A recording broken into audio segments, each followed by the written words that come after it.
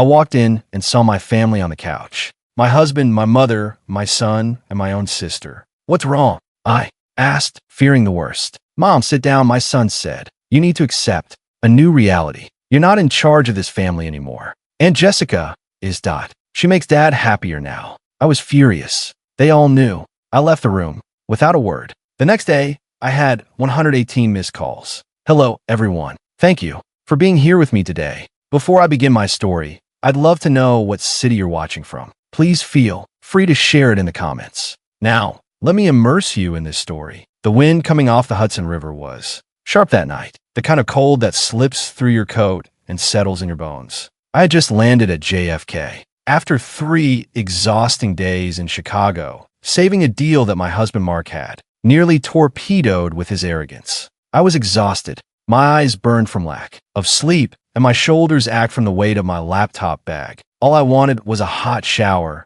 a glass of Cabernet, and the comfort of my home. I wanted to tell Mark that I had fixed his mess, that the Sterling Fuentes really empire we had built over 22 years was safe for another quarter. I pulled the car into the driveway of our home in Greenwich, Connecticut. The living room lights were on, glowing brightly against the dark, frost-covered lawn. It was strange. Normally, the house was quiet by 1,000 p.m. Mark would be in his study, and my 2 one-year-old son, Jake, would be in his room playing video games or out with his friends. I opened the front door, dropping my keys into the bowl on the entryway table. The silence that greeted me wasn't peaceful. It was thick. It felt charged like the air before a thunderstorm. "Hello," I called out, hanging up my coat. "Mark, Jake, I'm home." Eleanor were in the living room. My mother's voice drifted from the living room. My stomach clenched. My mother, Carol, lived 40 minutes away. What was she doing here on a Tuesday night? A sudden panic seized me. Had something happened to my sister,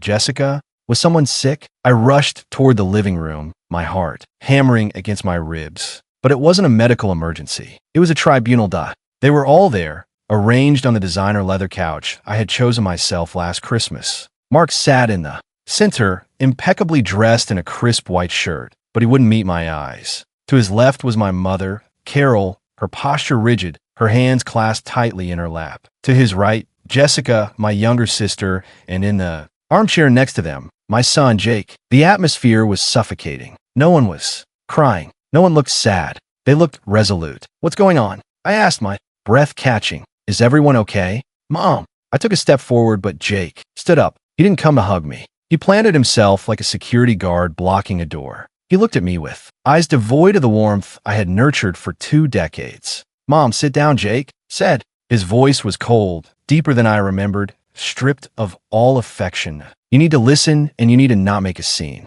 "A scene?" "Jake, you're scaring me. What is this?" "You need to accept a new reality," he continued, reciting words that sounded rehearsed. "You're not in charge of this family anymore." I looked at Mark. "Mark, why aren't you saying anything?" Mark finally looked up. His handsome face, the face that had been the public image of our company for years, was twisted into a mask of pity mixed with annoyance. "It's over, Eleanor. The charade is over." "What charade?" I felt like I was drowning on dry land. "Aunt Jessica," Jake said, gesturing to my sister. "She makes Dad happier now. Unlike you, she gets him." The world stopped spinning. I looked at Jessica, my little sister, whose rent I had paid for 6 years, whom I had hired when no one else would give her a job. She sat there, legs crossed, wearing a silk blouse that looked suspiciously like one missing from my closet. And then I saw it. Mark's hand was resting casually, possessively on Jessica's knee. "We didn't want you to find out from a stranger." My mother, Carol, chimed in. Her voice wasn't apologetic. It was a lecture. "We wanted to do this as a family. Eleanor, you have to be realistic. You've been married to your job for years. Mark is a man with needs. He needs a wife who is present, not a business partner who sleeps with her laptop." "Mom," I whispered, the betrayal cutting deeper than any knife. "You knew about this. You're approving of this stuff." "I'm supporting happiness," Carol said, lifting her chin defiantly. "Jessica and Mark share a connection. They love each other, Eleanor. It's not something they planned. It just happened. You can't punish them for falling in love." I looked at Jessica. She offered a small, triumphant smile. She tucked a strand of hair behind her ear and looked down. On her finger, glinting under the recessed lighting, was a diamond ring. Not a new ring. My ring. It was the vintage Art Deco diamond Mark had given me for our 20th anniversary. The one that had mysteriously vanished from my jewelry box 6 months ago. I had torn the house apart looking for it, crying for days. Mark had told me I was careless, that I'd probably lost it at the gym. "That's my ring," I said, my voice trembling, with a rage so pure it felt hot in my throat. "It looks better on her," Mark said with a shrug. "It was a waste on you.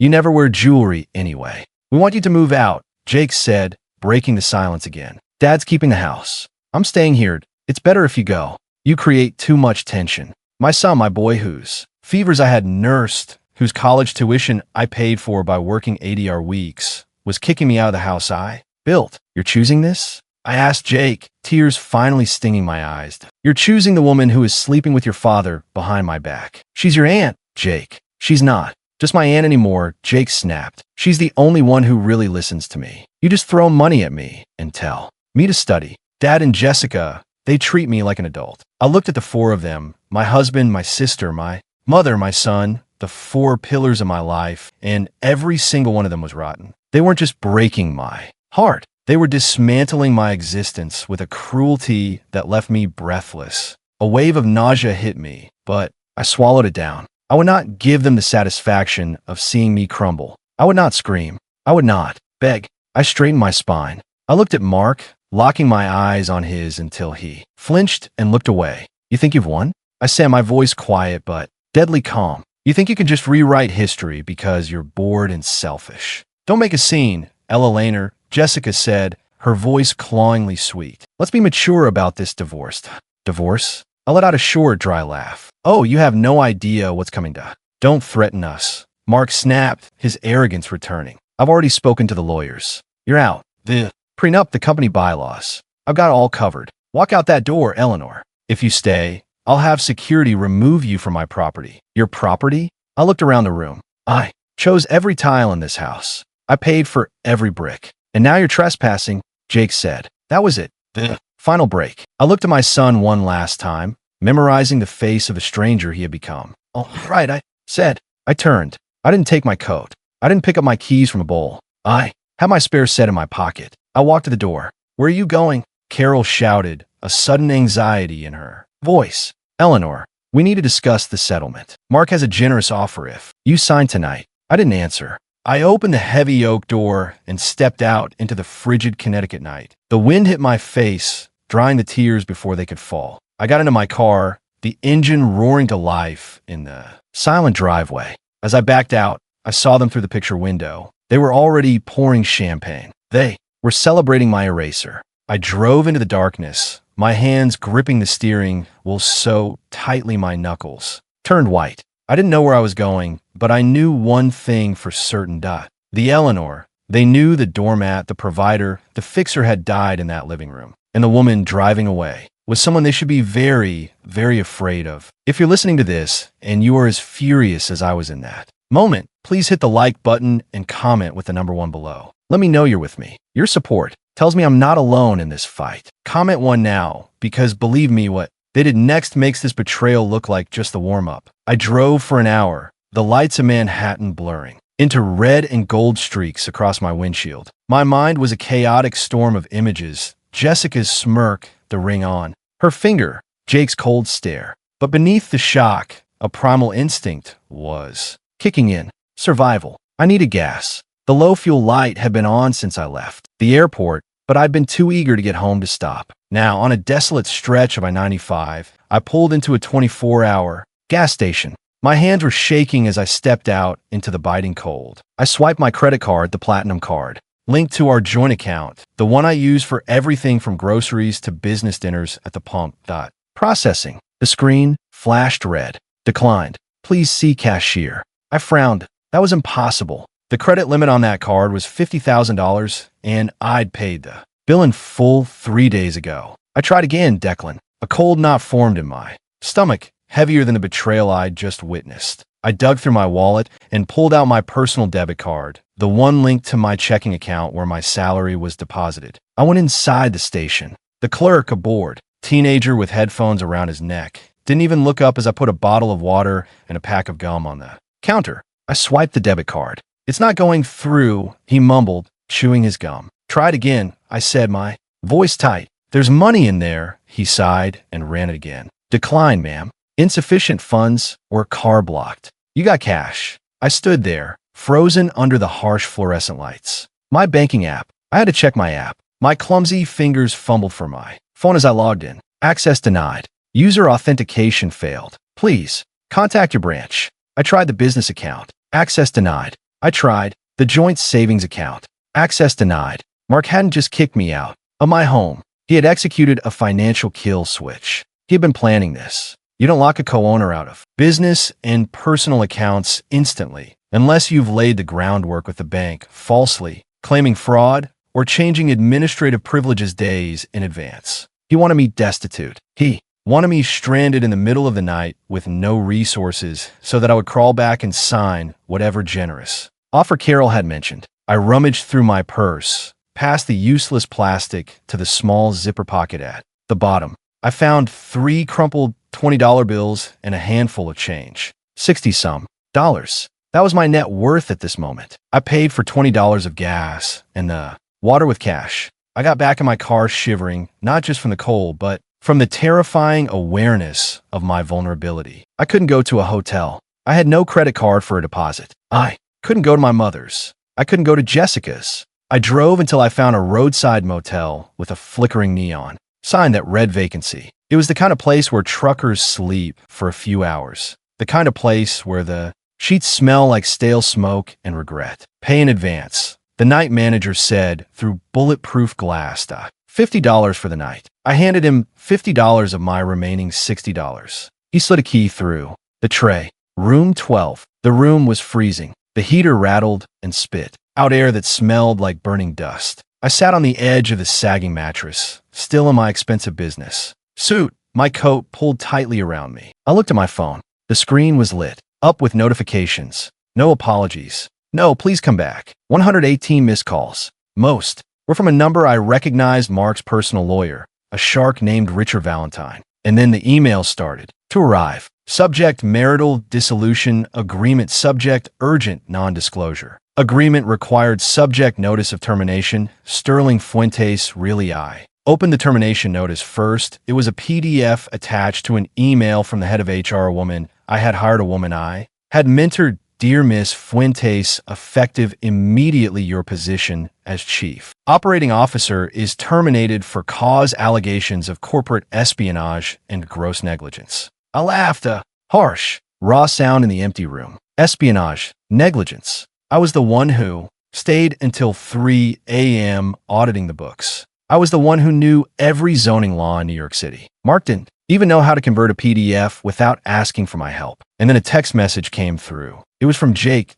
My thumb hovered over the screen, some small, foolish part of me hoping he'd snapped out of it, that he was sorry. Mom, don't make this harder. Dad says he'll cut off my tuition and trust fund if you fight the divorce. He's promised me the VP position next year if I stick with him. You always told me to be ambitious. I'm just doing what you taught me. Please understand. I dropped the phone on the bed as if it were burning. That was the final eraser. Mark hadn't just taken my money and my job. He had bought my son's soul. He had used the wealth I helped build to bribe my own child against me. I curled up on a filthy bedspread, my knees pulled to my chest. The tears finally came hot and fast. I cried for the little boy I used to read bedtime stories to. I cried for the sister I had protected on the playground. I cried for the husband I had believed in when he was nothing but a smile and a cheap suit. But as the night wore on and the tears dried into a crusty salt on my cheeks, something else began to settle in my chest. It was cold and heavy like a stone. They thought they had erased me. They thought by taking away the credit cards and the passwords, they had taken away my power. They forgot one thing. They forgot who built the castle they were sitting in. They forgot who designed the security systems, who drafted the contracts, and who knew where all the bodies were buried. Mark thought Sterling Fuentes really ran on his charm. He was about to learn that it ran on my brain. And while he might have stolen the keys to the front door, he had forgotten that the architect always leaves a back door. I stared at the water stain on the ceiling, waiting for the sun to rise. I wasn't Eleanor, the wife, anymore. I wasn't Eleanor, the mother. I was Eleanor, the architect, and I was about to bring the whole damn house down. Sleep was impossible in that motel room. The roar of the highway traffic was a constant hum, but it was the noise in my head that kept me awake. The sharp, jagged memories replaying on a loop. To understand why I was lying on a dirty mattress with $10 to my name, I had to go back. I had to look at the foundations of my life and realize they had been cracked from the very beginning. I grew up in a small town in Pennsylvania, the older of two daughters. My father died when I was 7, leaving my mother, Carol, to raise us alone. His death broke something in her, or maybe it just revealed who she really was. She was a woman who needed to be adored, to be the center of attention, and she projected that need onto her daughters, or rather onto one of them. Jessica was born, beautiful even as a baby. She had golden curls and big blue eyes that made strangers stop on the street. I was plain brown hair, serious eyes sturdy. I was the responsible one. Jessica was the princess. I remember the day I turned 18. I had just received my acceptance letter to the Wharton School at the University of Pennsylvania on a partial scholarship. It was my ticket out. I'd worked 3 part-time jobs through high school tutoring, waitressing, shelving books at the library to save for the rest of the tuition. I ran into the kitchen waving the letter. Mom, I got in. Carol was at the table painting Jessica's nails. Jessica was 12 then, already demanding and petulant. That's nice, Eleanor, my mother said without looking up. But keep your voice down, Dot. Jessica has a headache. But Mom, it's Wharton. It's the business program. Carol sighed, finally looking at me. Her eyes weren't filled with pride. They were calculating. Eleanor, honey, we need to talk about that money you've saved. My college fund. Well, Jessica has been scouted. There's a modeling competition in Miami next month. It could be her big break, but the fees, the travel, the portfolio pictures, it's expensive. My stomach dropped. Mom, that's my tuition money. I earned it. You're so selfish, Eleanor. Jessica piped in, blowing on her wet nails. You don't want me to be famous. When I'm rich, I'll buy you a car, Eleanor, my mother said, her voice taking on that tone, the one that mixed guilt with a command. You're the strong one. You're the smart one. You can always find a way. You can work another year, take night classes. But Jessica, she's delicate. This is her dream. You wouldn't want to crush your sister's dream, would you? Family sacrifice for each other. I gave him the money. Of course I did. I had been conditioned for 18 years to believe that my value lay only in what I could provide for them. I was the scapegoat, the workhorse, the fixer. Jessica was the golden child, the star, the one who deserved to shine. Jessica went to Miami. She didn't get signed. She spent the money on clothes and theme parks. I spent the next year working double shifts at a diner to earn the money back. I started college a year late, exhausted but determined. That dynamic never changed. It just evolved. When I graduated at the top of my class, my mother didn't come to the ceremony because Jessica was having severe anxiety over a breakup with a 2-week boyfriend. I walked across the stage alone. Well, I got my first big promotion at a financial consulting firm. My mother said, "That's great, honey. Hey, can you lend Jessica $2,000? Her landlord is being a real jerk." I paid Jessica's rent. I paid for her car repairs. I paid for acting classes she never attended. I bought my mother a condo so she wouldn't have to worry about stairs. I thought I was buying their love. I thought if I just gave enough, worked hard enough, fixed enough problems, they would finally look at me the way they looked at Jessica. I thought one day my mother would look at my face and say, "I'm so proud of you, Eleanor. You're my joy." But I was never her joy. I was her utility bill. I was her safety net. And then I met Mark. He was charming, ambitious, and he seemed to see me. He told me I was brilliant. He told me I was beautiful. I didn't realize then that he had the same calculating look in his eyes as my mother. He didn't see a soulmate. He saw a host. He saw a woman trained to give everything and ask for nothing in return. He fit perfectly into the empty space in my heart that my mother and sister had hollowed out. I married him thinking I was building a new family, a better one. Lying in the dim motel room, the revelation hit me with the force of a physical blow. I hadn't escaped my family dynamic by marrying Mark. I had recreated it. Mark was the golden child, demanding adoration and resources. I was still the scapegoat, toiling in the shadows to keep the lights on. And Jessica was just the inevitable conclusion. The two parasites in my life had finally found each other. You're the strong one, Eleanor. My mother's voice echoed in my memory. Well, she was right. About one thing. I was strong. strong enough to carry them for 40 years. And now, God help them, I was strong enough to drop them. I sat up on the bed, the metal springs creaking. I wasn't going to cry anymore. The sadness was gone, replaced by a cold, clinical clarity. They wanted the delicate Jessica. They wanted the dreamer Mark. Fine, they could have each other, but they couldn't have my money. They couldn't have my company. I reached for my laptop bag. It was time to stop being the self-sacrificing daughter. It was time to be the CEO who liquidates toxic assets. The morning sun filtered through the grimy motel room curtains, casting long, dusty shadows on the floor. I opened my laptop. Thankfully, I had a portable Wi-Fi hotspot in my bag, a habit from years of business travel. Mark couldn't cut off a device he didn't know existed. I didn't try the bank accounts yet. I knew those doors were sealed shut. Instead, I opened a file called SF Archive 1. To understand how I was going to destroy Mark, you have to understand how I built him. I met Mark 22 years ago at a real estate networking event in Midtown Manhattan. He was 29, wearing a suit that didn't quite fit, holding a glass of cheap wine, and holding court with a group of investors. He was electric. He had a smile that could sell ice to an Eskimo, a laugh that made you feel like the funniest person in the world. I was 25, a junior analyst at one of the big consulting firms, standing in a corner, clutching my binder of market research. I watched him work the room. He was charismatic, yes, but I could hear what he was saying. He was slinging buzzwords, making promises about returns that were mathematically impossible. He cornered me by the buffet. You look like you're analyzing the structural integrity of the shrimp skewers, he joked. No, I smiled. I'm analyzing your pitch to those investors. You're promising a 15% ROI on a property in a declining district. You're going to lose them their money. He blinked, surprised. Then he laughed. Okay, you got me. I'm a big picture guy, not a numbers guy. I need someone who understands the boring stuff. The boring stuff is what keeps you out of prison, I said dryly. He was smitten, or at least smitten with what I could do for him.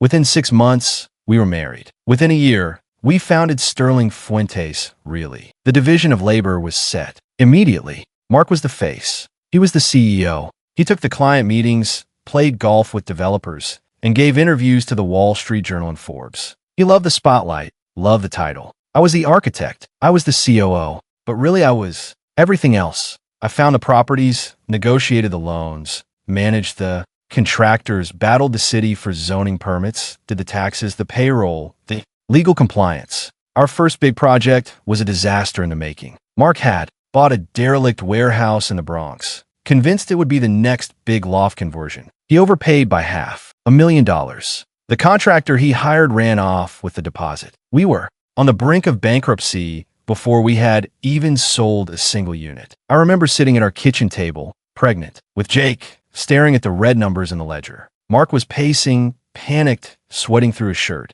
We're finished, Eleanor, he cried. My reputation is ruined. They're going to sue me. Sit down, I ordered. I took my grandmother's jewelry, the one inheritance I'd received, safe from my mother and Jessica, and sold it. I liquidated my 401. I renegotiated the terms with the bank, presenting a business plan so detailed, so bulletproof that the branch manager said it was the best he'd ever seen. I fired Mark's buddy, who was acting as project manager, and took over construction. Oversight myself, walking through active building sites with a hard hat and a 6-month baby bump. We finished the project. We sold out in 3 weeks. Mark was hailed as a visionary in the business press. The headline read, Mark Sterling, the new king of lofts. He brought the magazine home, beaming. Look at this baby. We did it. He didn't mention me in the interview once. When I gently pointed it out, he kissed my forehead. Sweetheart, you know how the media is. They like a single narrative. Besides, you hate the spotlight. You're my secret weapon,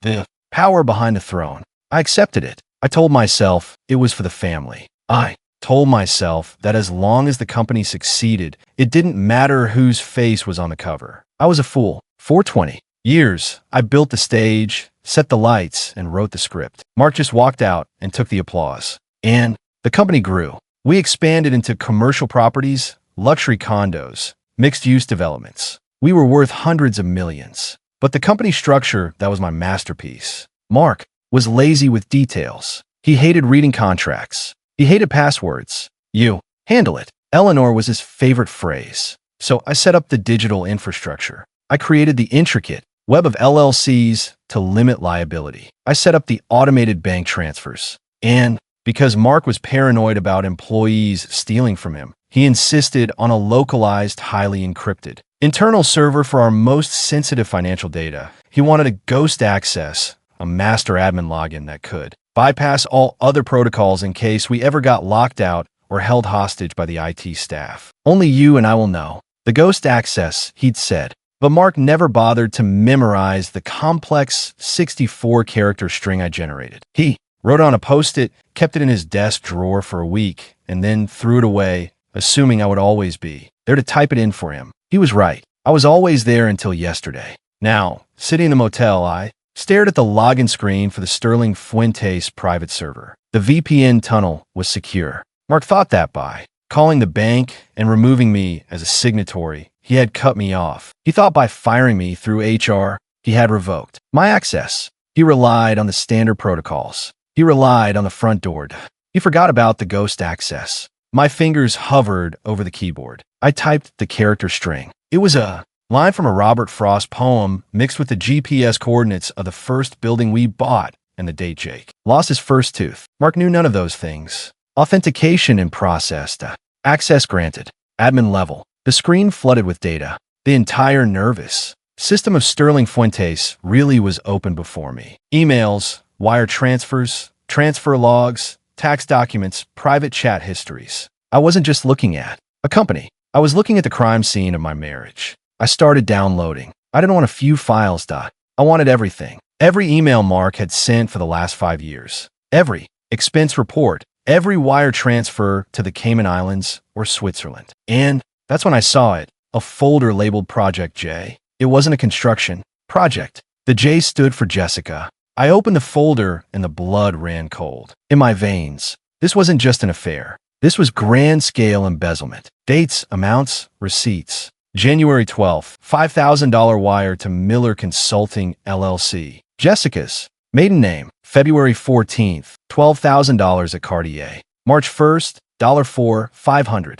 Monthly rent for a luxury suite at the Plaza Hotel. He had been keeping Jessica like a courtesan on company money for 3 years. But it was even deeper. I saw wires to a shell corporation I didn't recognize, Orion Investments, LLC. The signatory on Orion wasn't Mark. It was Jessica, and the assets being transferred to Orion weren't just cash, they were deeds. Mark was slowly transferring the titles of our most valuable debt-free properties to a company owned by my sister. He was gutting Sterling Fuentes, preparing to leave me with the empty shell while he and Jessica walked away with the assets. I felt sick. This wasn't just replacing me as a wife. This was a grand heist. But as I scrolled through the documents, a cold smile touched my lips. Mark was a showman, not an architect. He didn't understand the paperwork he was signing. In his arrogance and Jessica's greed, they had made mistakes, amateur, sloppy mistakes. They had forged my signature on the deed transfers. I could see it in the PDFs, a clumsy digital copy-paste of my signature from a different document. And on the Orion Investments operating agreement, Jessica had listed her permanent address. It was my address, the house I paid for. I had them. I had them dead to rights, but I couldn't strike yet. If I went to the police now, Mark would claim it was a clerical error. He'd pay a fine and bury me in litigation for years. He had money for expensive lawyers. I had $10. I needed to let them hang themselves. I needed them to feel secure. I needed them to think I was defeated, broke, and hiding in a hole somewhere. I closed the laptop. I had the blueprints for their destruction. Now I just needed to build the trap. The digital evidence of Project J burned in my mind, forcing me to remember exactly how Jessica had infiltrated my sanctuary. It started 5 years ago, a time when Sterling Fuentes was booming and my guard was down. Jessica had just gone through her third divorce. Her ex-husband, a decent mechanic named David, had left her because she refused to work and spent his paycheck on designer bags she couldn't afford. She showed up on my doorstep with 2 suitcases and a tearful story that would have won an Oscar. He was abusive, Eleanor, she cried, throwing herself into my arms. I later learned abusive meant he had cut off her credit card. I have nowhere to go. Mom said you would help me. Carol called me 10 minutes later. Eleanor, you have that huge house with all those empty guest rooms. Let your sister stay for a few weeks. She just needs to get back on her feet. Family helps family. I agreed. I always agreed. 1 week turned into 6 months. Jessica spent her days by my pool drinking my wine and criticizing my landscapers. Mark at the time seemed annoyed by her presence. She's a freeloader, Eleanor, he complained. She treats our house like a hotel. I defended her. She's grieving, Mark. Give her time. Then came the request. I need a job. Jessica announced one night at dinner. I'm bored. I want to work for you guys. I nearly choked. Jessica, we run a commercial real estate firm. It's high pressure. What skills do you have for this? I'm good with people, she insisted. I can be, I don't know, client relations. I can plan the parties. I can. Smoothie investors. You guys are so serious. You need someone fun. No, I said it was one of the few times I set a boundary, but Carol intervened. She drove 40 minutes to have coffee with me. Eleanor, this is Jessica's chance to be responsible. If you don't give her a job, she'll spiral. Do you want her living on your couch forever? Give her a salary. Let her move out. Mark thinks it's a good idea. He blinked. Mark Dush. I spoke with him, Carol said smoothly. He thinks Jessica could help soften the company's image. You know, you could be a little intense, honey. I confronted. Mark, you want to hire Jessica? Mark shrugged, adjusting his tie. Your mother's right. We need someone to handle the social stuff, the galas, the charity events. You hate that stuff. Let her do it. Pay her an assistant salary. Get her out of the house. We all win. I caved. I created a position, director of special events. At first, it seemed to work. Jessica moved into an apartment I subsidized and planned the company Christmas party. It was lavish, over budget, but a success. Then the subtle shifts began. Jessica started coming to the office every day, dressed not in business attire, but in body-hugging dresses that were just on the edge of inappropriate. She would spend hours in Mark's office discussing event logistics. I'd walk by and hear them, laughing. Whenever I entered the room, they would fall silent. What's so funny? I'd ask, feeling a prickle of unease. Oh, just a joke about a client, Jessica would say, smiling. That saccharine smile. You wouldn't get it, Ella Laner. It's an inside thing. She started joining us for business lunches. Then she started replacing me at them. Eleanor, you stay and finish the quarterly projections. Mark would say, Jessica and I will take the developers to the steakhouse. You know you hate small talk. I did hate small talk. I love the work, so I let them go. I would stay in the office, eating a salad, at my desk, crunching the numbers, making sure our profit margins were healthy while my husband and sister were, drinking dry martinis and laughing at my expense. I noticed changes in Mark. He started dressing younger. He bought a Porsche he didn't need. He started staying out late for networking. When I voiced my concern, Carol gaslit me into oblivion. You're being paranoid, Eleanor, she scolded. You should be glad Mark and Jessica get along. Most men hate their sisters-in-law. It's a blessing. Don't ruin it with your jealousy. It's unbecoming jealousy. She made me feel like a crazy, insecure harpy. Now, looking at the Project J folder on my laptop, I saw the reality. The networking dinners were dates. The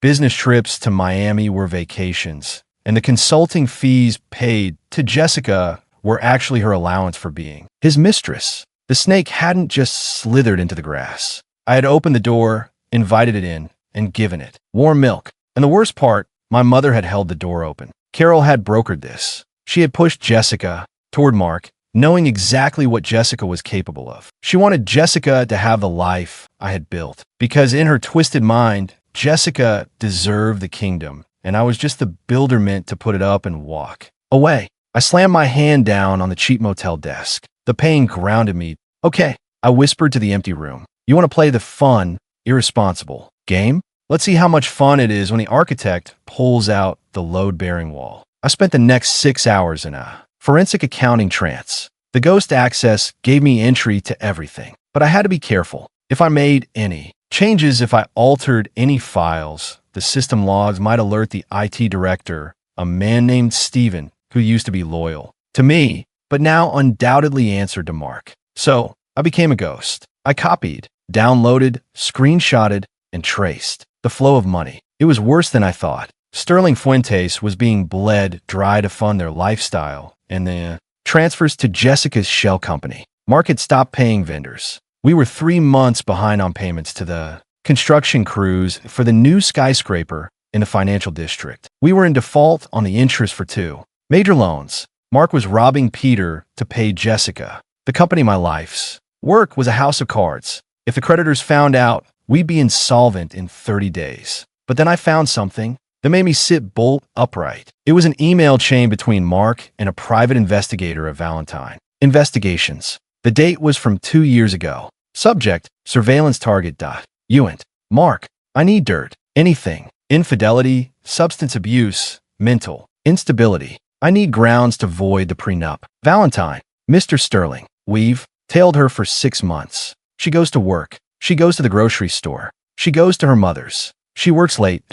There's no dirt. The woman's a saint. Mark, dig deeper or make something up. I can't afford to give her half. My breath hitched. 2 years. He had been planning to get rid of me for 2 years, but couldn't find a way to do it without losing money. And then a more recent email, dated 1 week ago. Mark, forget the dirt. We're going with a mental breakdown angle. Her family will testify. Her mother and sister are on board. We'll claim she's overworked, paranoid, unfit to lead. We'll force a no confidence vote at the board. Once she's out, we trigger the buyout clause at the lowest valuation. Carol, I can testify. She has been erratic lately, very emotional. I'm worried about her, Mark. We have to do what's best for the company. I stared at the screen, tears of rage blurring my vision. My mother, my own mother, was conspiring to have me declared mentally unstable so her golden child could steal my husband and my money. It was Shakespearean. I'll show you erratic. I seethed. I dug deeper. I needed leverage. The fraud evidence was good, but it would take time to prove in court. I needed something immediate, something that would terrify Mark. I found it in the tax filings last year to secure a massive loan from a private equity firm. Mark had inflated the occupancy rates on our commercial properties. He had forged lease agreements. He had physically forged the signatures of tenants that didn't exist.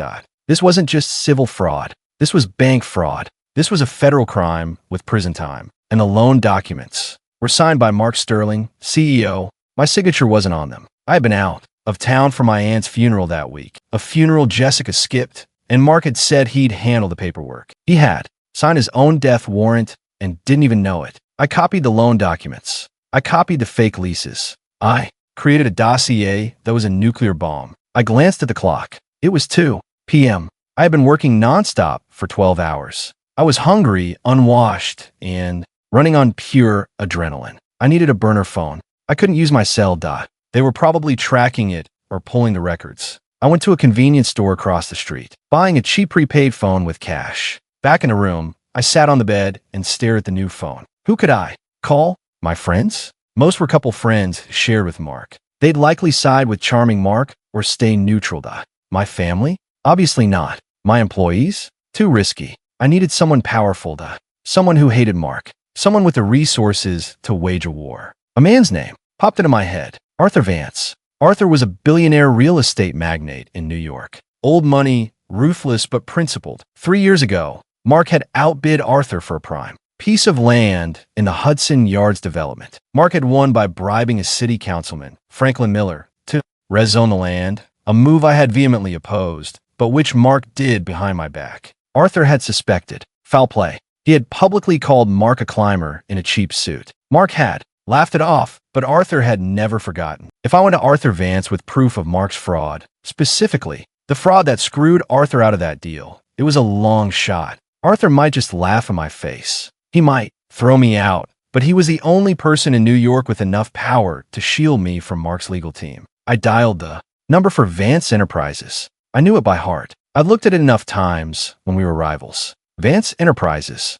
chairman's office. A crisp voice answered. I need to speak with Mr. Vance. Immediately. Mr. Vance is in meetings. May I ask what this is regarding? Tell him it's Eleanor Fuentes. Tell him I know how Mark Sterling got the reasoning for the Hudson Yards plot. And tell him I have the emails. There was a pause. 1 moment, please. 30 seconds later, a deep, growly voice came on the line. Miss Fuentes, to what do I owe the pleasure? Did your husband send you over to gloat? My husband just fired me, emptied my bank accounts, and moved his mistress into my house. I said, my voice steady. I'm not here to gloat, Mr. Advance. I'm here to burn him to the ground, and I thought perhaps you'd like to bring the marshmallows. Silence, then a low chuckle. I'm listening. Before I went to meet Arthur Vance, there was one more wound I had to cauterize. One file I had been avoiding in the Sterling Fuentes database. Jake's trust fund. Jake was my weak spot, my Achilles heel. I had shielded him from Mark's narcissism his entire life. When Mark forgot Jake's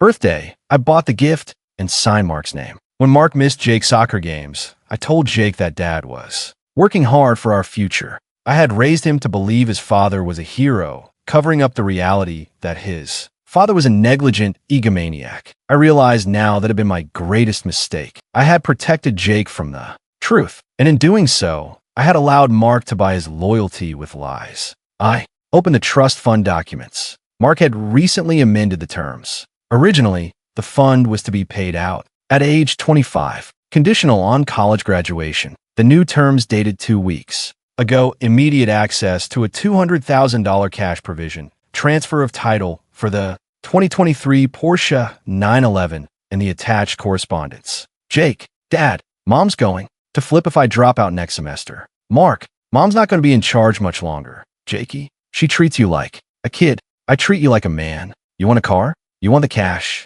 You just have to back me up when the time comes. You have to tell the lawyer's mom's been acting strange, that she's unstable. Jake, well, she has been kind of stressed lately. Mark, exactly. She's losing it. We have to protect the company. If you stick with me, I'm making you VP of acquisitions next year, Doc. No degree needed. You can learn on the job, just like I did. Jake, VP, seriously. Okay, I'm in. What do I have to do? I read the words, and my heart didn't just break. It atomized. Vice President of Acquisitions. Jake was failing intro to economics. He spent his weekends playing video games and sleeping until noon. He wasn't qualified to run a lemonade stand, let alone a department in a multi-million-dollar company. Mark was setting him up to fail, stroking his ego to use him as a pawn against me. And Jake, my sweet boy, had sold his mother out for a Porsche and a title he hadn't earned. I remember the text he sent me last night. Dad says he'll cut off my tuition. He wasn't worried about tuition.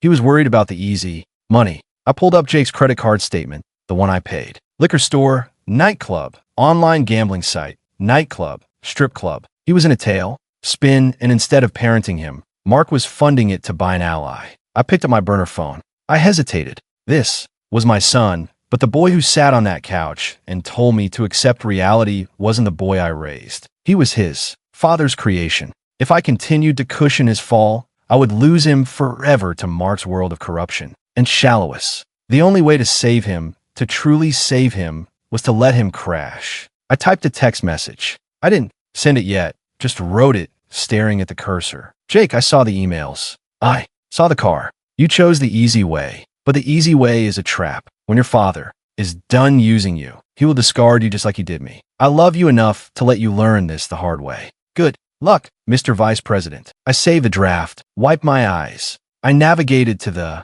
payroll system. I removed Jake from the intern payroll he'd been on for 3 years. Despite never setting foot in the office, I couldn't touch the trust fund. Mark controlled that now, but I could touch the health insurance. Jake was on my policy, the policy I personally paid. 4. Remove dependent. Jake Sterling. Reason. No longer a full-time student. It was petty. It was small. But it was the first time in 21 years I wasn't fixing something for him. My phone buzzed. It was the address for the meeting with Arthur Vance. 1 hour. The Union League Club. Library room. Come alone. I closed the laptop. I went to the bathroom and splashed cold water on my face. I tried to smooth my hair. My suit was rumpled, but I shook it out. I put on a layer of lipstick, my armor. I looked in the mirror. The woman looking back at me looked tired. Yes, but she looked dangerous. She looked like a mother who had lost her cubs and had nothing left to lose. You want unstable, Mark? I said to my reflection. I'm about to show you an earthquake. I walked into the Union League Club in the same rumpled suit I'd fled my house in, carrying a laptop bag that contained enough evidence to send my husband to Rikers Island. The doorman eyed me skeptically. This place smelled of old money, cigars, and mahogany, a world. Arthur Vance ruled. I found him in the library room, sitting in a leather-wing back chair, reading the Financial Times. He was 65 with silver hair and eyes like polished flint. He didn't stand as I approached. Miss Fuentes, he said, folding his paper. You look terrible. I feel terrible, I admitted, sinking into the chair opposite him. But my brain is working perfectly. You mentioned the Hudson Yards deal, Arthur said, getting straight to the point. You said you had proof. I opened my laptop. I wasted no time on pleasantries. I pulled up the dossier I had compiled in the motel room. I turned the screen toward him. 3 years ago, Mark outbid you for the Hudson Yards plot. You suspected he bribed the city councilman, Franklin Miller. You were right. Arthur leaned forward, his eyes narrowing. Here is the wire transfer, I said, pointing at the screen. $50,000 to a shell company called Miller Management. And here are the emails between Mark and Miller discussing the expedited reasoning fee. Mark was sloppy. He used his personal email for the initial contact. Arthur scanned the documents. His expression didn't change, but the air around him seemed to grow colder. Why are you showing me this now? You were the COO. You profited from this deal. I didn't. No, I said, my voice firm. Mark kept a second set of books. I found them last night after he threw me out of my house, froze my accounts, and moved my sister into my bed. Arthur looked up, a flicker of surprise crossing his face. His sister, and my mother is cheering them on? I added, a bitter laugh escaping my lips. It's a regular family reunion, and I'm the only one not invited. I took a breath. Mr. Vance, I didn't come here to gossip. I came here to make a deal. Mark is trying to destroy me. He's forged my signature on fraudulent loans. He's embezzling from the company. He's going to leave Sterling Fuentes a smoking crater. And you want me to save you? Arthur asked, raising an eyebrow. No, I want you to help me bury him. And, in return, I will give you the Hudson Yards property. Arthur paused. Go on to Mark is overleveraged. He's cash poor. He's about to default on the construction loans. If you step in now, as a white knight investor offering a bridge loan to save the project, he'll take it. He's desperate. And in the loan agreement, we include a collateral clause. If he defaults, which he will, because I know the real numbers, you take the assets, specifically the Hudson Yards deed. Arthur stared at me for a long moment. The silence stretched thick and tense. Then a slow smile spread across his face. It wasn't a warm smile. It was the smile of a predator recognizing another predator. You're a vindictive woman, aren't you? Arthur said softly. I'm efficient, I corrected. Mark thinks I'm a scorned wife who's going to cry in a corner. He doesn't realize I'm the one who wrote his business plan. Arthur closed my laptop and pushed it back toward me. I like you, Eleanor. You have nerve. I always found Mark to be a peacock. All feathers, no flight, but you're a hawk. He pulled out his phone. I'm calling my personal counsel. He's the best litigator in New York. He'll represent you in the divorce pro bono. Consider it an investment in our new partnership. Thank you, I whispered, relief flooding through me. And Eleanor, Arthur added, his eyes hard. Don't disappoint me. If we do this, we destroy him utterly. No mercy, no taking him back when he cries. He won't be crying, I said, thinking of Mark's smirk as he took my ring. He'll be screaming. Arthur nodded. Good. Now let's get you a hotel room that doesn't charge by the hour. You can't plan a war if you haven't slept. That night, I slept in a suite at the Plaza Hotel, paid for by Vance Enterprises. I took a long bath, scrubbing the grime of the motel from my skin. As I lay between the clean, crisp sheets, I felt a profound shift inside me. For 20 years, I had been the fixer. I had smoothed over Mark's mistakes, cleaned up his messes, made him look good. I had been the invisible glue holding it all together. Now I was going to be the solvent. I was going to dissolve everything he thought he owned. I picked up my burner phone and sent Arthur a one-word text. Ready. 3 days later, the trap was set. Arthur's lawyer, a terrifyingly calm man named David Qua, had drafted the divorce settlement. It was a masterpiece of legal misdirection. On the surface, it looked like a complete surrender. The proposal. Mark gets the family home. Mark gets full ownership of Sterling Fuentes, really. Eleanor receives a one-time lump sum of $500,000, a fraction of what I was owed. Eleanor relinquishes all claims to future alimony. It looked like I was giving up. It looked like I was broken, desperate for cash, and just wanted to run away. Mark would love it. It fed his ego perfectly, but buried deep in the 60-page document in Section 14. Subsection C, Paragraph 4, was the poison pill clause. In the event that either party to this agreement is found to have engaged in undisclosed criminal activity, fraud, or embezzlement during the marriage, or is convicted of a felony within 24 months of signing, this agreement in its entirety shall become null and void. In such an event, all assets, including 100% of company shares, and real estate holdings, shall revert to the non-offending party as punitive damages. Mark never read the fine print. He paid lawyers to do that, but his lawyer, Richard Valentine, was lazy. I knew this because I used to pay his invoices. Valentine would skim contracts looking for the big numbers, the settlement, the alimony. He wouldn't be looking for a specific reversion clause buried in boilerplate liability. Language.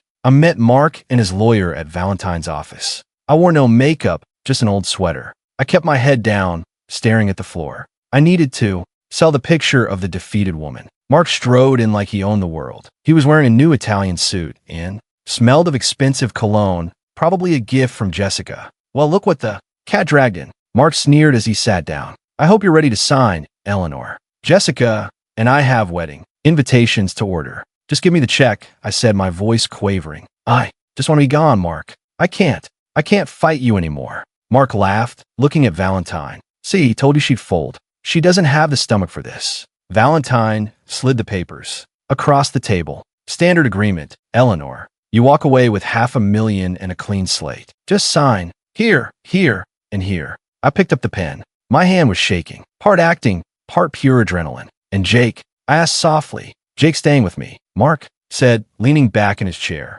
He's my VP now. We're going to build an empire together without your constant nagging. I felt a sharp pain in my chest, but I swallowed it. Okay, just take care of him. Sign the damn papers, Eleanor. I put my name on the line that seemingly signed away 20 years of my hard work. Then Mark signed. He did it with a flourish. A big arrogant done, Valentine said, closing the folder. The check will be wired to your account tomorrow. Mark stood up, buttoning his jacket. He looked down at me with a smirk that made my skin crawl. You know, Eleanor, you should thank me. You were always too uptight for this life. Go live on a farm or something. Find yourself a nice librarian. Goodbye, Mark. I whispered as he walked toward the elevator. I could hear Mark laughing with Valentine. That was easier than I thought. She didn't even ask for the beach house. The elevator doors closed, cutting off his laughter. I leaned against the metal wall and let out a long breath. He had signed. The poison pill was active. Now all I had to do was prove the crime,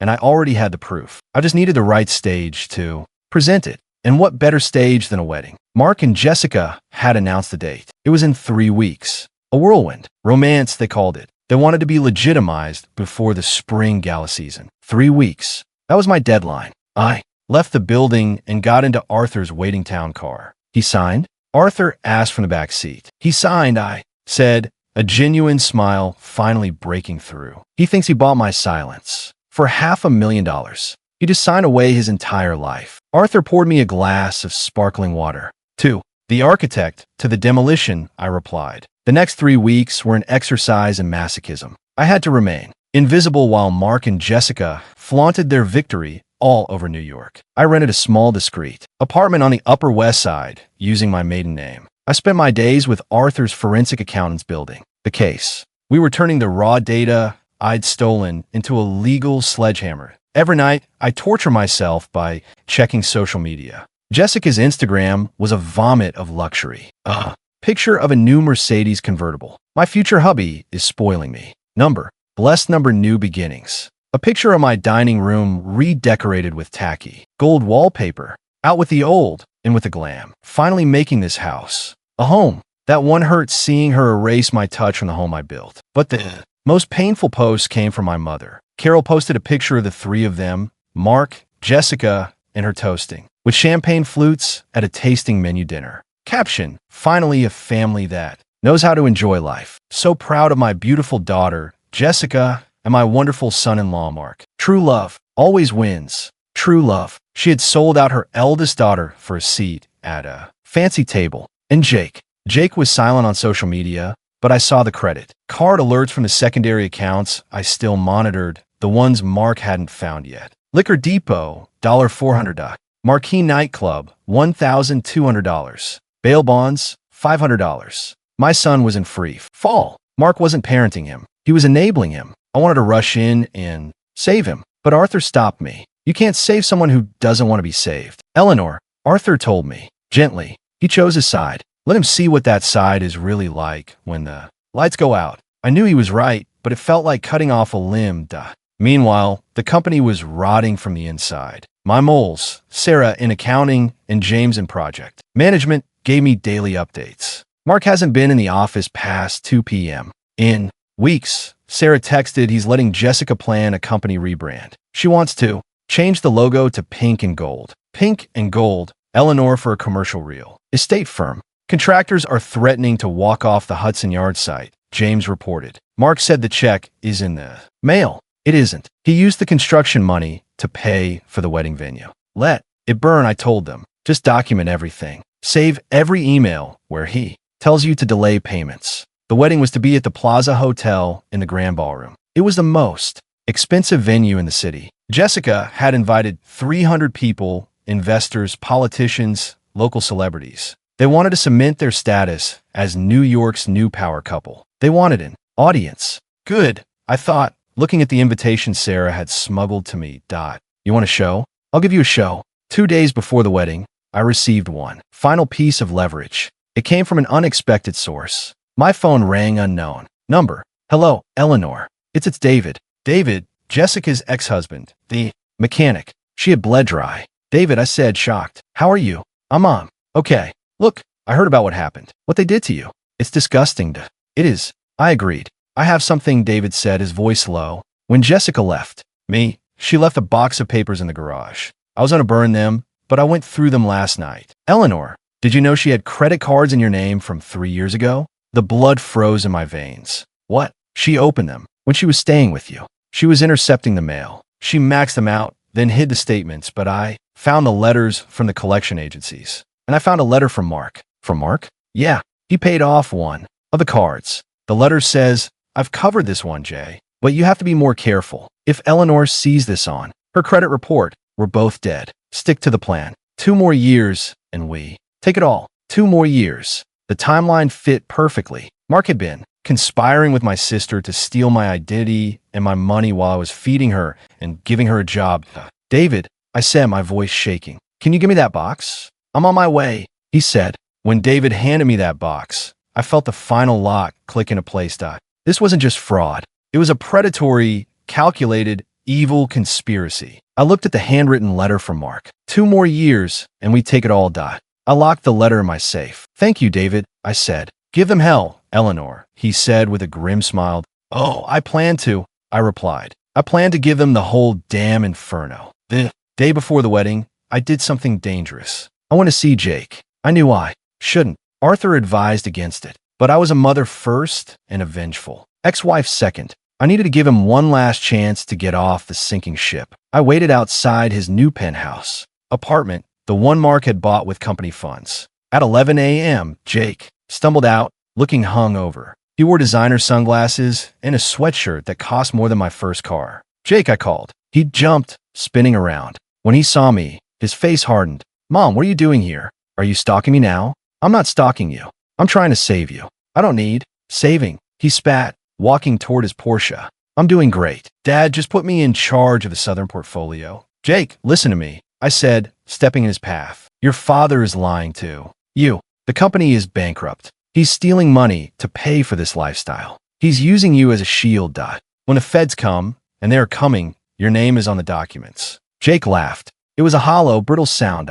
You're just jealous. You're jealous because Dad's winning and you're a nobody. You're living in some dump, right? Dad told me. I'm living in reality. I said, my voice urgent. Jake, please don't go to the wedding tomorrow. Just say you're sick. Go away with your friends. Just don't be there standing next to him when it happens. When what happens? He challenged. You're going to crash it. You're going to make a scene. God, you're pathetic, Mom. Dad said. You try to ruin it. He called me pathetic. I felt the rage rise, but I pushed it down. Jake, look at me. I raised you. I know you. You're not this person. You are kind. You are smart. You are not a thief. I'm not a thief. He shouted, his face re-eating. I'm a businessman like Dad. Dad is a fraud. I yell back. And Jessica is a parasite.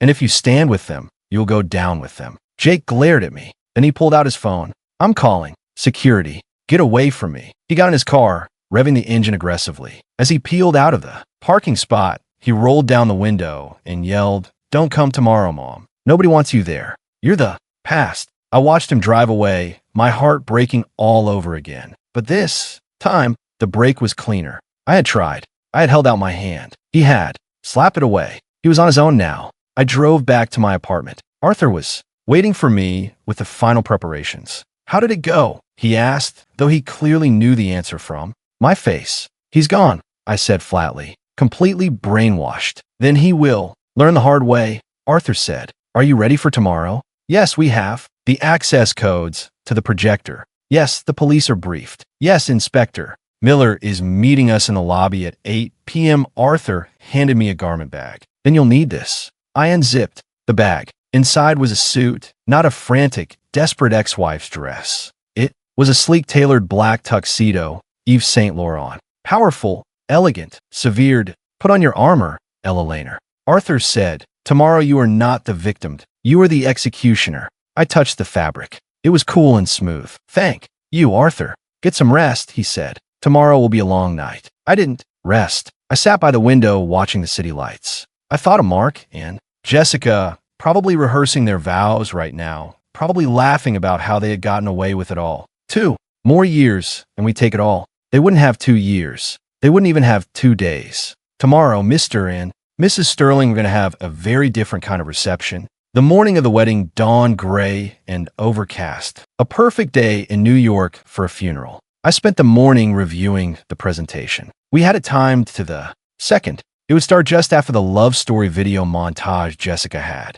commissioned for $20,000. At 6 p.m., the guests began to arrive at the plaza. I watched the live feed from a camera Arthur had installed in the ballroom. He had a stake in the hotel. Getting access was trivial. It was nauseating. The room was draped in crystal and pink roses, thousands of them. There was an ice sculpture of Mark and Jessica intertwined. I saw my mother, Carol, greeting guests. She wore a champagne color dress that was too young for her, beaming as if she'd won the lottery. Yes, isn't it wonderful? I heard her say to a confused-looking cousin, they're soulmates. Eleanor, oh, poor Eleanor just couldn't handle Mark's success. She's taking some time away. I saw Mark. He looked nervous, but triumphant. He was shaking hands, slapping backs, playing the part of the benevolent king. And Jessica, she entered in a custom Vera Wang gown draped in diamonds. Diamonds my company paid for. She looked stunning. I had to admit it, stunning and rotten. The ceremony began. I listened to them. Exchange vows. I promise to be your partner in all things, Mark said, looking deeply into Jessica's eyes. I promise to support your dreams and spend my life making you happy. Jessica cooped. I was sitting in the hotel suite upstairs, sipping a black coffee. Lies, I whispered. Every word is a lie. Are we ready? Arthur asked, checking his watch. The signal is live, the tech confirmed. The second you give the word, we hijack the feed. Not yet, I said. Wait for the toast. Wait until everyone is seated and watching the screens. The reception began. The champagne flowed. Mark stood to give a speech. I want to thank everyone for being here. He boomed, holding Jessica's hand. This has been a long journey, a journey to find true happiness. Sometimes you have to make hard choices to find your real destiny. The crowd applauded politely, though I saw a few uncomfortable glances. Everyone knew the scandal. They just didn't care as long as the open bar was top shelf. And to my new wife, Jessica, Mark continued. Although all my misa, rock my everything. My phone buzzed. It was the signal. Now I sat down in the ballroom. The lights dimmed for the video montage. Sentimental music began to play. Pictures of Mark and Jessica on yachts in Paris on the beach flashed across the huge screens behind the head table. The crowd awed. I stood up and smoothed the jacket of my tuxedo. I walked out of the suite and toward the elevator. Showtime, Arthur said, walking beside me. Inside the elevator, I watched the numbers descend. 10-9-8. My heart wasn't racing anymore. It was beating slow and heavy like a war drum. The elevator doors opened on the lobby level. Inspector Miller and 2 uniformed officers were waiting. Miss Fuentes, the inspector asked. Yes, we have a warrant. We're ready when you are. Give me 5 minutes, I said. I want them to see it before you put the cuffs on. Understood. I walked toward the ballroom doors. The security guards Mark had hired to keep me out stepped forward. Ma'am, this is a private event. Arthur Vance stepped out from behind me, and I own the building. Stand aside, or you'll be looking for work tomorrow. The guards hesitated, recognized Arthur, and immediately backed away. I pushed open the double doors. Inside, the music had just reached a crescendo. The video on the screen showed Mark and Jessica kissing in front of the Eiffel Tower, and then the screen flickered. The music cut out with a screech of feedback. The room fell silent. On the massive screens, the romantic picture dissolved. In its place appeared a stark spreadsheet. Red numbers, then a document, a credit card statement. Name, Jessica Miller. Address 124 Oak Street, Greenwich, Connecticut. My house. Purchase, diamond ring Cartier. $25,000. Paid by Sterling Fuentes Corporate. Account. A murmur went through the crowd. What is that? Jessica hissed half, rising. Mark, fix it. Cut the feed. Mark yelled at the AV booth. Turn it off. But the tech in the booth was our guy. He didn't turn it off. He turned up the volume. And then my pre-recorded voice boomed through the speakers. Hello, Mark. Hello, Jessica. You wanted a family affair. You wanted everyone to witness your union? Well, let's show them what this union is really built on. Every head swiveled, not to the screen, but to the back of the room. I stood there, a solitary figure in black, holding a small remote. The silence in the grand ballroom was absolute. 300 pairs of eyes turned in their chairs to stare at me. I walked down the center aisle, my heels clicking rhythmically on the marble floor. The black tuxedo made me look like a shadow against the sea of pink flowers. Mark was frozen at the head table, his face drained of all color. Jessica clutched her napkin to her chest, her mouth agape. My mother, Carol, looked like she was about to have a heart attack. Eleanor, Mark whispered, the microphone picking up his shaky voice. What are you doing? I didn't stop until I reached the center of the dance floor, directly in front of the head table. I looked at them, the people who had been my world, now just small, frightened figures on a stage. I'm here to make a toast, I said, my voice projecting clearly without a mic. I held up the remote. I clicked it. The screen behind them changed again. This time it was the email chain between Mark and the private investigator. Mark, dig deeper or make something up. I can't afford to give her half. The crowd gasped. I saw investors, men Mark respected, men he needed, leaning in, whispering furiously. Turn it off, Mark screamed, lunging toward the DJ booth. Security, get her out of here. Sit down, Mark. Arthur Vance's voice boomed from the entrance. Unless you want to add assault to your list of felonies. Mark froze. He saw Arthur. He saw the police officers waiting in the shadows of the exit. This is fake. Jessica shrieked, tears streaming down her perfectly made-up face. She's jealous. She hacked the system. She's crazy. I clicked the remote again. A new document appeared. The forged loan application for the Hudson Yards project, the one with my signature clumsily pasted on. Is forgery crazy, Jessica? I asked calmly. Is bank fraud crazy? Because those are federal charges. And guess whose name is on the shell companies receiving the stolen funds? I clicked again. Orion Investments. Owner, Jessica Miller. I pointed at her. You're not just a mistress. You're a mule. Mark used you to launder $3 million. Did he tell you that? Did he tell you that when the IRS comes looking, they're coming for your signature? Jessica looked at Mark, her eyes wide with horror. Mark, you said it was tax optimization. You said it was legal. Shut up, Jessica. Mark hissed. Oh, don't stop him, I said, smiling coldly. Let him explain. Let him explain to our mother what he calls her to. Click. The email appeared. Subject, the old woman. Mark, just cut Carol another. Check from the J Fund. The old woman is greedy. As long as we pay for her condo, she'll keep Eleanor in the dark. She'd sell out her own daughter for a renovation budget. Carol made a sound. That was half wail, half choke. She stood up, her hands shaking so badly she knocked over her champagne glass. Mark, she gasped. You call me that after everything I did for you. I took your side. I betrayed my own daughter for you. And what did it get you, Mom? I said, looking at her with pity. A seat at a wedding that's about to become a crime scene. Mark looked around the room, his eyes wild. He saw his empire crumbling in real time. He saw investors getting up to leave. He saw waiters stopping to stare. He saw the end. You signed the agreement, he yelled at me, desperate. You signed it. You gave up everything. You can't touch the company. Section 14, I said simply. The poison pill. You committed a felony. The agreement is void and everything, the house, the company, the assets reverts to me. Mark's knees gave out. He collapsed into his chair. And Jake, I said, turning my gaze to my son, who sat at the end of the table, pale as a ghost. Jake looked at me terrified. He looked at the screen where his own text messages were now displayed. VP, seriously? Okay, I'm in. You want to be a businessman, Jake? I said softly, well, here's your first lesson. Vet your partners. I clicked the remote one. Last time, a video played. It was surveillance footage from the company parking garage. It showed Mark arguing with Jessica 2 days earlier. Mark on the video. Once we get the Vance money, we ditch the kid. Jake's a liability. We'll leave him with the tax debt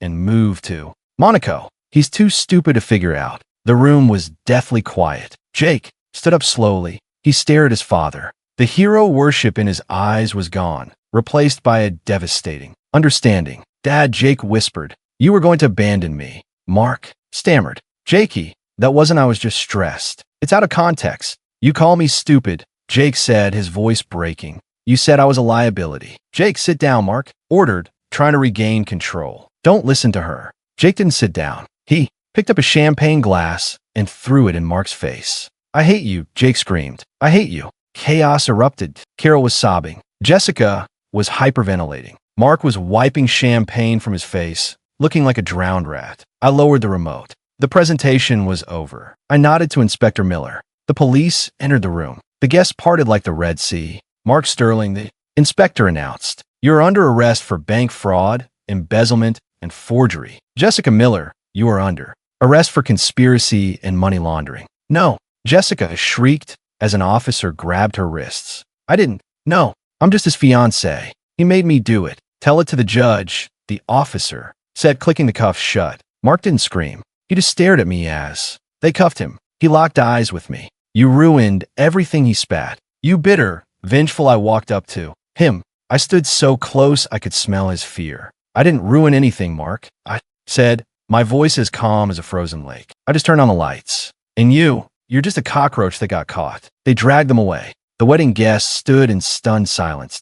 The only sound was Carol's weeping. I looked at the head table one last time. The cake was untouched. The flowers were perfect. The illusion was shattered. I turned to Arthur Vance. I believe I'm done here. Brilliant, Arthur said, offering me his arm. Absolutely brilliant. As we walked out, I didn't look back at my crying mother or my devastated son. Not yet. They had made their beds. Tonight, they had to lie in them. The days after the wedding were a media circus. The New York Post ran the story on the front page. Bridal doomed, real estate mogul arrested at altar. I gave no interviews. I let the evidence speak for itself. I moved back into my house 3 days later. The police had cleared it as a crime scene. It was strange walking back into the rooms I had designed. Jessica's things were everywhere. Tacky clothes, cheap magazines, half-empty wine bottles. I hired a cleaning crew. Throw it all out, I told them. Anything that isn't mine, burn the sheets, replace the mattresses. I want to scrub her DNA from my life. Mark was denied bail. The judge deemed him a flight risk because of the Monaco plan on video. He was at Rikers Island, trading his Italian suits for an orange jumpsuit. Jessica made bail, paid for by my mother, who had liquidated her retirement savings to get her baby out. But Jessica wasn't free. She was facing 5 to 10 years. Her face was all over the internet as the jail-bound gold digger. I walked into the offices of Sterling Fuentes, now solely mine. The employees greeted me with a mixture of fear and relief. We're rebranding, I announced at the first all-hands meeting. Sterling Fuentes is dead. Welcome to Phoenix, really. They applauded. They knew who signed the paychecks now. A week later, my mother came to see me. She looked 10 years older. Her hair was unkempt, her eyes red. She stood on my porch, shivering. Eleanor, she said, her voice trembling. Carol, I said, blocking the doorway. I couldn't call her mom. Can I come in? It's so cold. You can say what you have to say from there.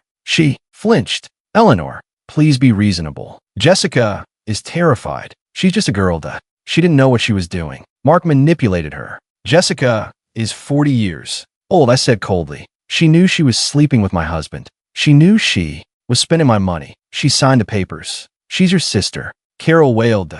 You can't let her go to prison. You have to drop the charges. Tell the DA it was a misunderstanding. It wasn't a misunderstanding. It was a felony. If you do this, Carol seethed, her grief turning to familiar venom. You're no daughter of mine. You are destroying this family. I laughed. It was a light, free sound. Carol, you destroyed this family 20 years ago when you decided. Jessica was the princess and I was the servant. You haven't come here to apologize. You've come here to ask me to fix again. You want me to be the scapegoat one last time so Jessica can walk free? She isn't delicate. She's a criminal and you're an accomplice. I saw the checks Mark wrote you. Consulting, fees. You accepted money to help them manipulate me. Carol went white. I'm not pressing charges against you, Carol, I said. Not because I love you, but because I don't want the shame of seeing my mother in a mug shot. But you're dead to me. Don't call me. Don't come here. If you need money, ask Jessica. Oh wait,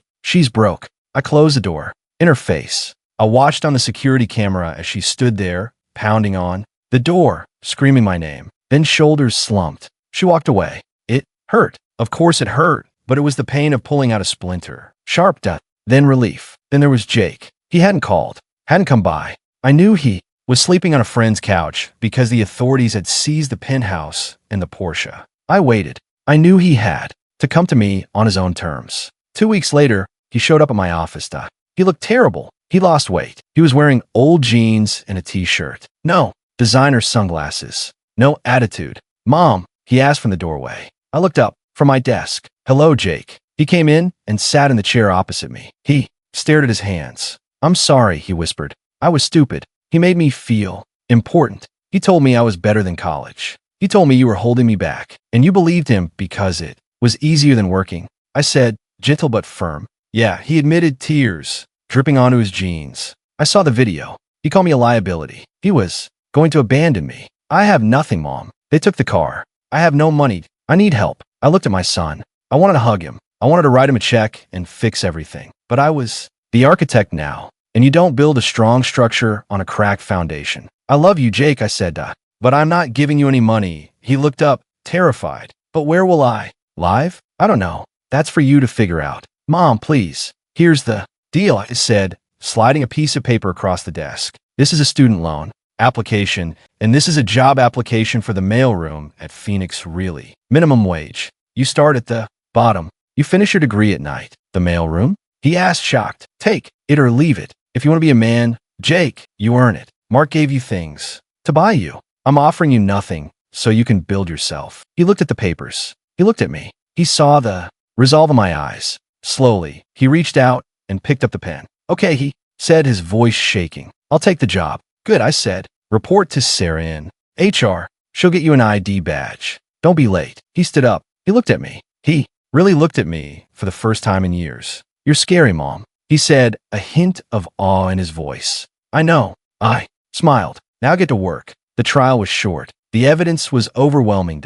Mark Sterling pleaded guilty to avoid a 20-year sentence. He got 8 years in federal prison plus restitution. He looked gray and defeated in the courtroom. He didn't look at me once. Jessica took a plea deal. 3 years in prison for fraud. She sobbed when the gavel fell, looking at Carol in the gallery, screaming, Mom, do something. But Carol could do nothing. Carol was living in a studio apartment, subsisting on Social Security, having lost her allowance and her pride. I sat in the back row in my black suit. I watched justice be done. I didn't feel joy. I felt peace. The balance sheet was finally correct. Epilogue. A year later, I was in my office on the 40th floor, overlooking Park Avenue. The Phoenix Really sign on the wall behind me was a sleek silver and blue with no trace of pink. The company was thriving. We had just closed the Hudson Yards deal with Arthur Vance. He was putting in a mixed-use development, luxury condos, yes, but also affordable housing units and a community center. My phone buzzed.